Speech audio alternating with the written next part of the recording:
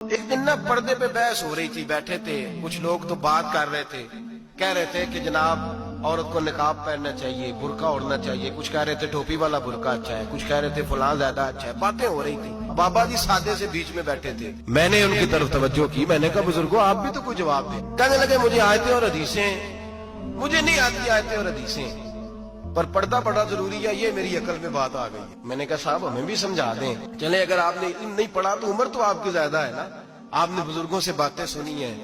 तो कहने लगे मेरा छोटा सा पोता है, वो बाजार से टाफी खरीद के लाता है, अगर टाफी के ऊपर से कागज उतार देता है ना तो टाफी में मक्खियां बैठनी शुरू हो जाती है। जब तक उसके ऊपर वो लिफाफा रहता है, कागज रहता है, उस पे मक्खियां। कहने लगे जब तक तो उसके ऊपर कागज रहा तब तक उस पे मक्खियां, और जब उसके ऊपर से कागज उतर गया तो मक्खियां बैठ गई। कहने लगे 4 साल का मेरा पोता, मैंने मिन्नत कर दी कि खा लो। कहने लगा मैं नहीं खाता, इस पे मक्खियां बैठ गई है, मैं नहीं खाता, गंदी हो गई है, मैंने ये टाफी नहीं खानी। कहने लगे मैं बूढ़ा आदमी दोबारा दुकान पे गया, जद्दोजहद करके नई टाफी लाया, बेटे को कहा खा लो, अब उसने खाई।